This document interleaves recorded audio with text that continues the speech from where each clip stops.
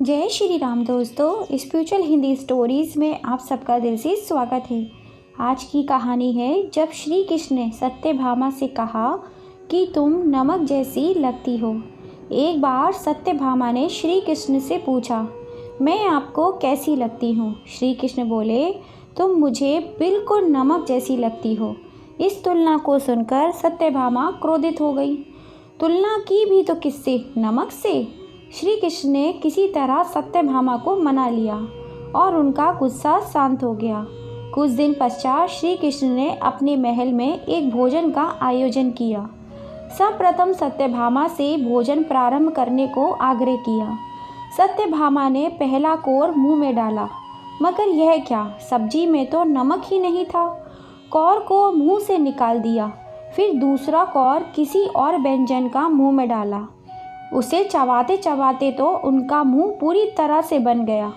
इस बार पानी की सहायता से किसी तरह कौर को गले के नीचे उतारा। अब तीसरा कौर कचरी का मुंह में डाला तो फिर थूक दिया।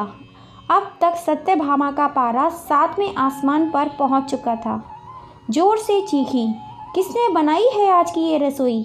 सत्यभामा की आवाज़ सुनकर श्री कृष्ण दौड़ते हुए सत्यभामा के पास आए और पूछा, क्या हुआ देवी, इतनी क्रोधित क्यों हो?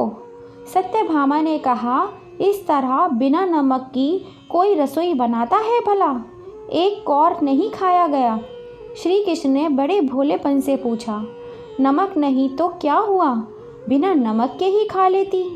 उस दिन क्यों गुस्सा हो गई थी जब मैंने तुम्हें यह कहा कि तुम मुझे बिल्कुल नमक की तरह प्रिय हो? सत्यभामा हैरत से श्री कृष्ण की ओर देखने लगी। श्री कृष्ण बोलते गए, स्त्री जल की तरह होती है, जिसके साथ मिलती है उसका ही गुण अपना लेती है। स्त्री नमक की तरह होती है, जो अपना अस्तित्व मिटाकर भी अपने प्रेम, प्यार तथा आदर सत्कार से अच्छा परिवार बना देती है। स्त्री अपना सर्वस्व खोकर भी किसी की जान पहचान की मोहताज नहीं होती है। अब सत्यभामा को श्री कृष्ण की बात समझ में आ गई। तो दोस्तों, आपको ये छोटी सी पौराणिक कहानी कैसी लगी? कहानी पसंद आई हो तो प्लीज़ ज़्यादा से ज़्यादा अपने फैमिली फ्रेंड में शेयर कीजिएगा।